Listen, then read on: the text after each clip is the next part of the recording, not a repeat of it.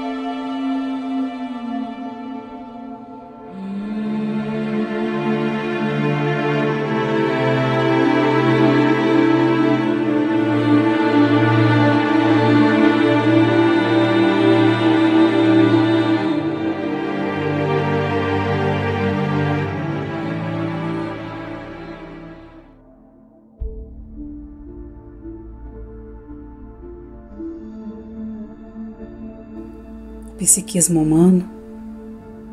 lentamente desenvolveu-se através das sucessivas investiduras carnais,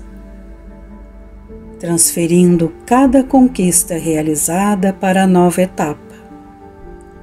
de modo que se transformasse em possibilidade de crescimento e de riqueza interior.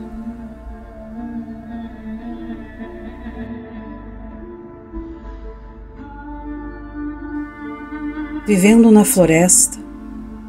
onde tudo se apresentava agressivo, automaticamente esse hominídeo que trazia da sua origem o mundo espiritual, alguns registros em forma de condicionamentos psíquicos, estes dados impulsionavam, embora muito lentamente, o cérebro a criar componentes neuronais para as funções pertinentes, que deveriam ser utilizadas no futuro, nas etapas mais nobres do segmento intelecto-moral.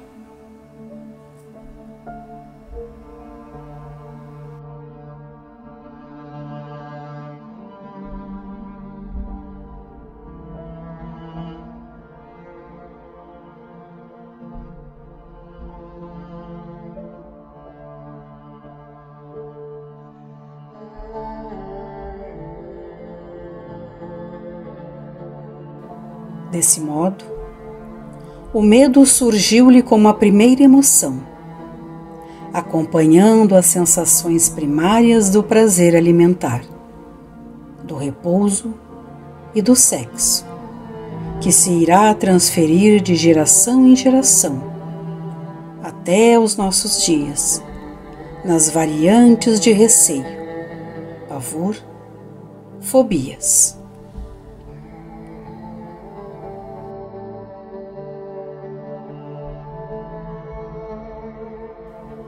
Em face do mesmo, resultado também do desconforto ante as intempéries, começou a copiar os animais,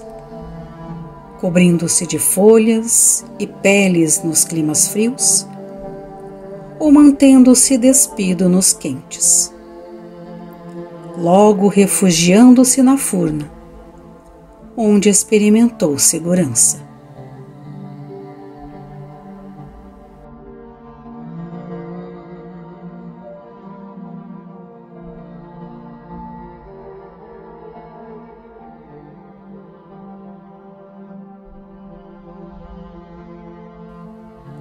Esse fenômeno desenvolveu-lhe o pensamento arcaico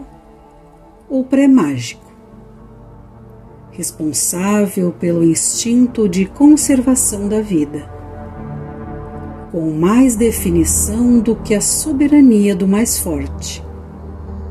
que permanecerá por longos pélagos, até mesmo na atualidade.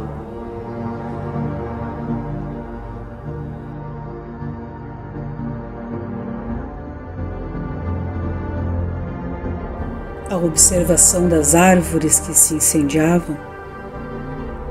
quando as descargas elétricas das tempestades as atingiam, ou graças à autocombustão das que eram resinosas nos fortes períodos de estio,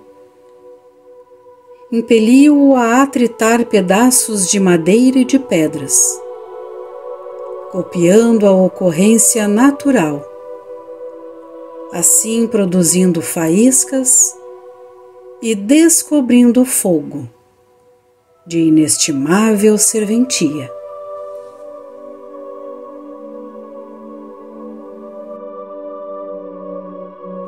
Esse fogo aqueceu no inverno, ajudou a espantar os elementos perturbadores, animais e outros semelhantes a ele, facilitando-lhe mais tarde, na caça e na pesca, o assar e o cozer dos alimentos. Não poucas vezes, queimando-se nas chamas, com as fagulhas ou o calor intenso, começou a perceber pelo pensamento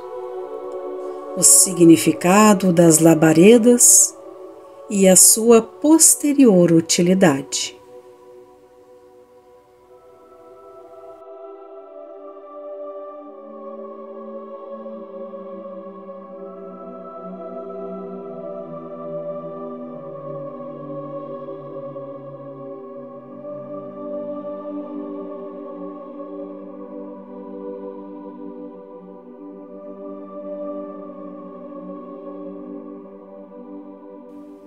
O arquétipo primordial que nele jazia proporcionou-lhe o sentimento de proteção à prole, também vigente nas faixas anteriores da evolução por onde transitara, desenhando a futura constituição do clã, da família biológica, ensaio natural para a organização daquela de natureza universal.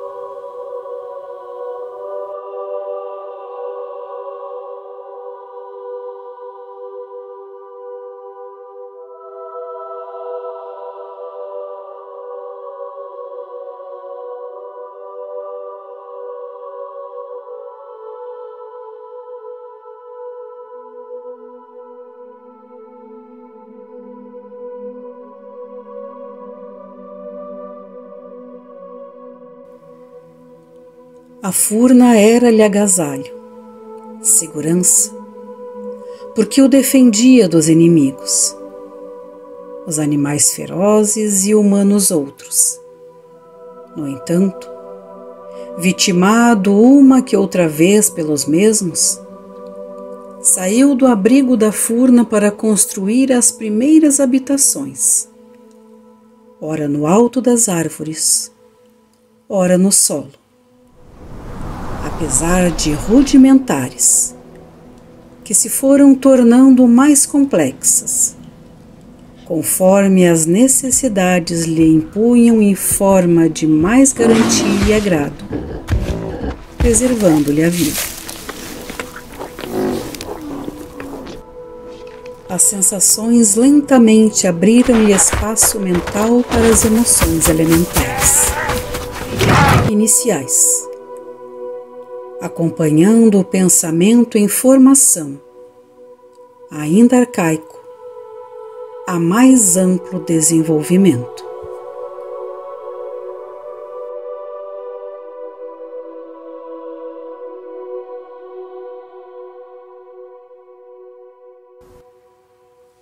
Não tendo a capacidade de entender as ocorrências, especialmente aquelas de natureza destrutiva, experienciou a estranha emoção do medo asselvajado, que o fazia fugir, tendo em vista que, nas vezes em que as enfrentou, foi por elas vitimado.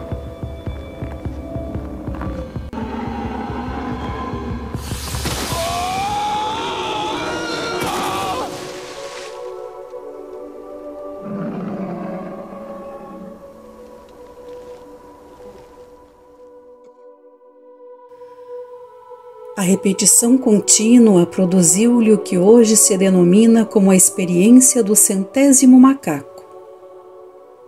conforme o Dr. Lyle Watson. A investigação consistiu em serem atiradas por cientistas observadores do comportamento dos símios, após a Segunda Guerra Mundial, batatas doces aos macacos que viviam na ilha Koshima, e que, embora as recolhessem, não as podiam comer,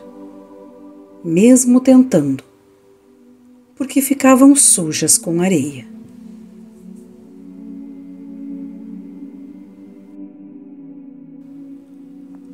Porém,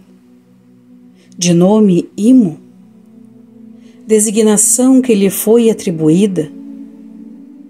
pela primeira vez as lavou e comeu-as, sendo imitado pelos demais, que oportunamente as lavaram também, proporcionando ao alimento um sabor especial. Quando o 100º macaco repetiu a façanha, todos os demais, de todas as ilhas do Oceano Pacífico,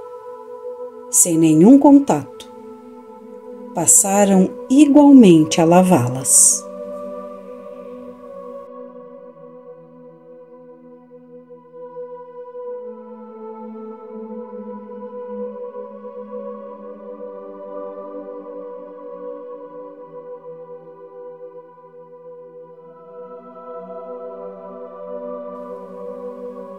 Esse fantástico fenômeno de transição de experiências, sem contato direto, certamente aconteceu com os homens primitivos que, diante do medo, vivenciaram o avançar ou recuar, optando pela fuga, exceto quando, em faixa mais adiantada em relação ao pensamento, reuniam-se para a caça de animais de muito maior porte, usando objetos agressivos tais como pedras lascadas, polidas, lanças, armadilhas. Nada obstante, o enfrentamento direto sempre impulsionou-os à fuga, à busca de proteção e de manutenção da vida. O medo, decorrente do fenômeno da perda da sobrevivência, instalou-se-lhe em forma inconsciente, como a problemática da morte, que ainda constitui para a criatura contemporânea, enriquecida pela ciência e pela tecnologia, fator primacial de transtornos de conduta, especialmente no que se refere à depressão, quando se trata da desencarnação de alguém querido ou da própria pessoa.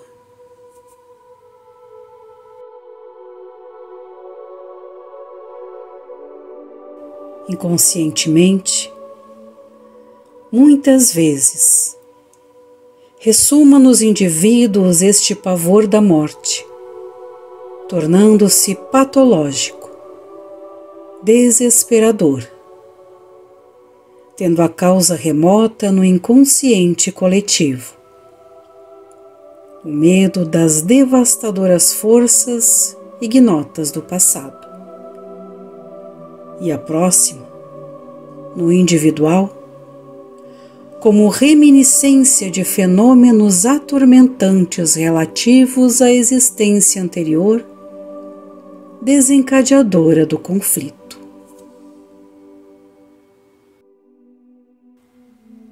A evolução é inevitável.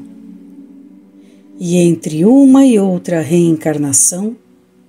eram fomentadas experiências evolutivas na erraticidade, preparando o perispírito para modelações neurais e fisiológicas, propiciadoras de conquistas na área deste pensamento pré-mágico, quando as ideias eram como fantasias do inconsciente, transformadas em realidade, dando lugar às construções das palafitas, das excursões pelos rios, pântanos e lagos, encontrando outros seres semelhantes e deixando-se arrastar pelos acontecimentos imprevisíveis.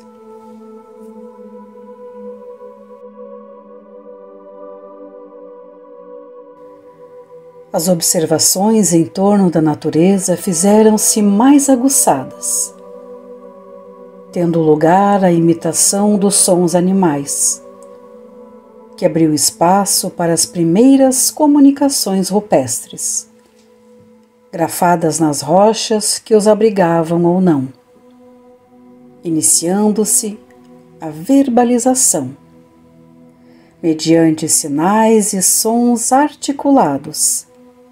que se imprimiram nos refolhos da alma, transferindo-se de uma para outra geração, até a formação das palavras, sua elaboração gráfica, o êxito gramatical e fonético.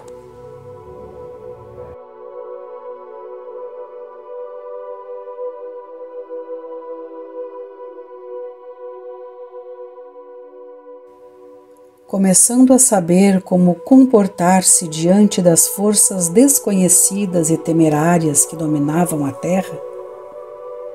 esse homem agora sonhador desenvolveu o pensamento mitológico ou mágico, fascinado pela abundância de expressões vivas à sua volta, perturbadoras umas, abençoadas outras, podendo situar-se com equilíbrio no solo, passando as edificações trabalhadas com refinamento ou não, protetoras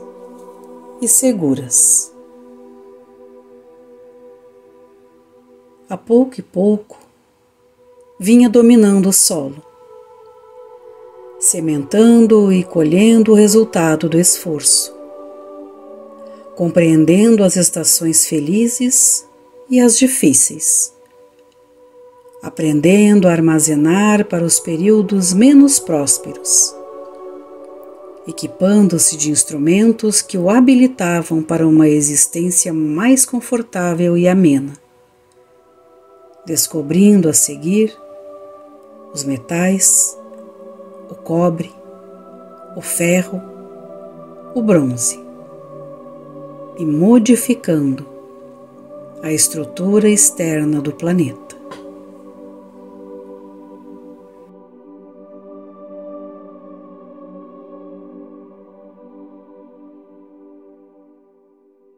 Surgiram as trocas de mercadorias com outros grupos humanos,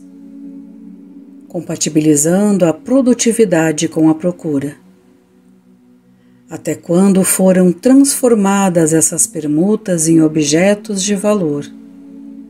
raros e preciosos, em moedas.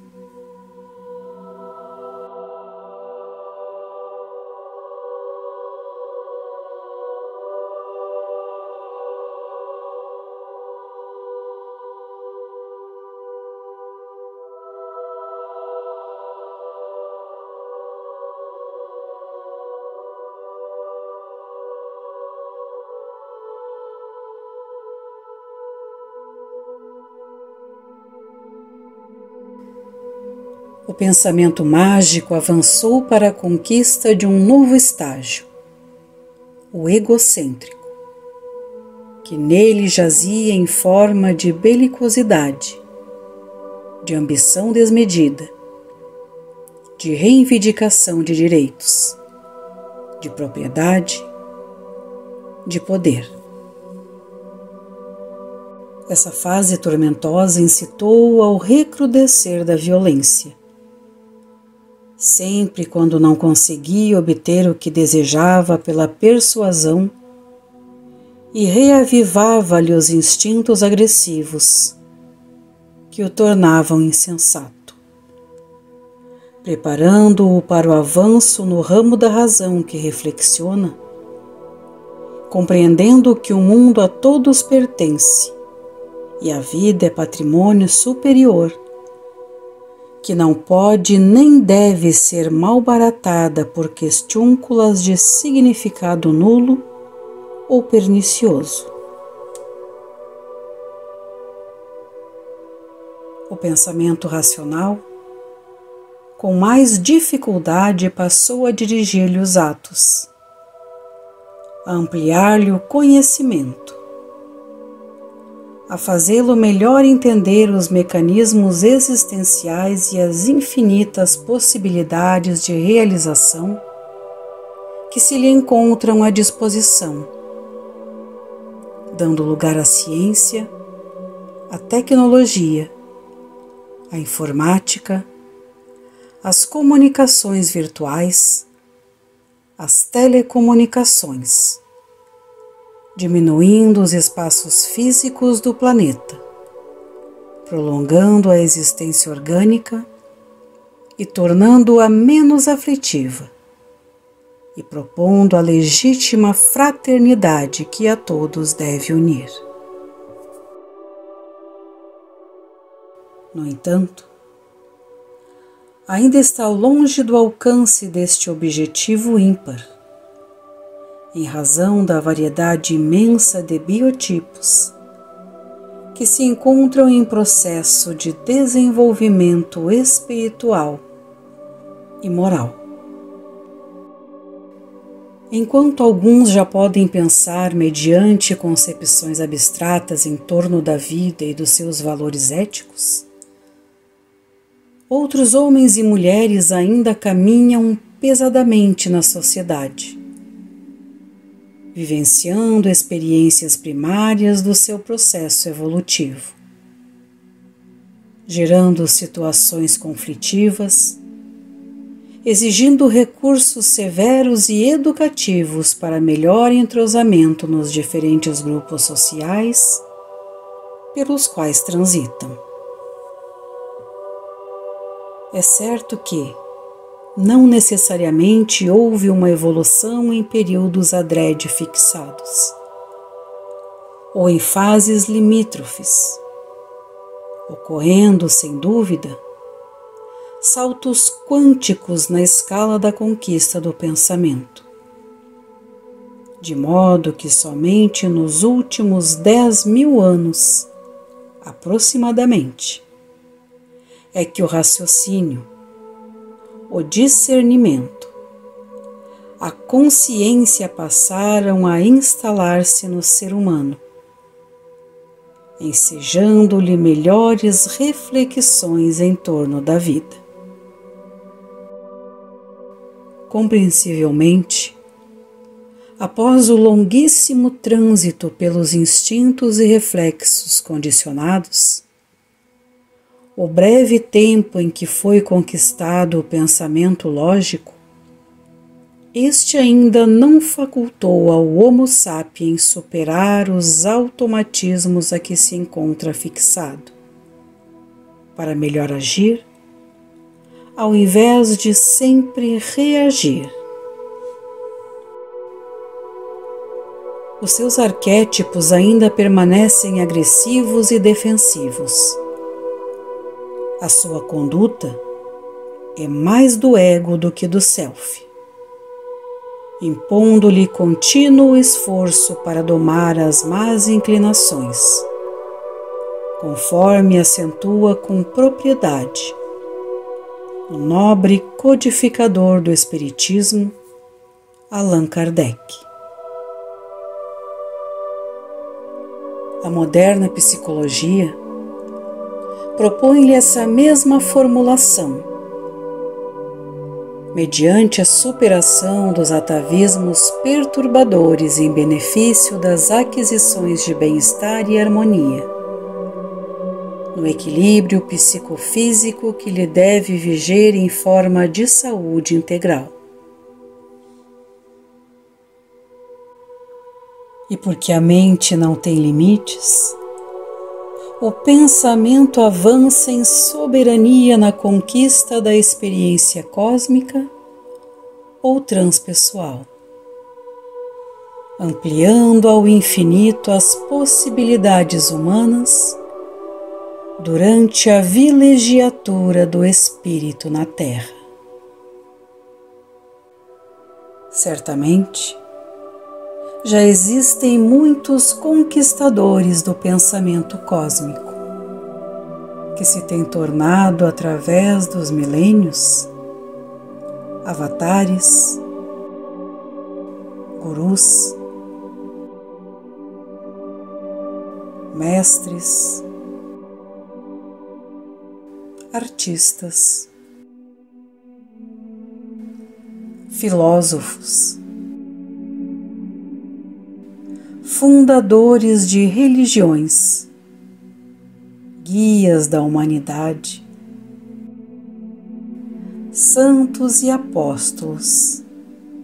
mártires da fé e dos ideais.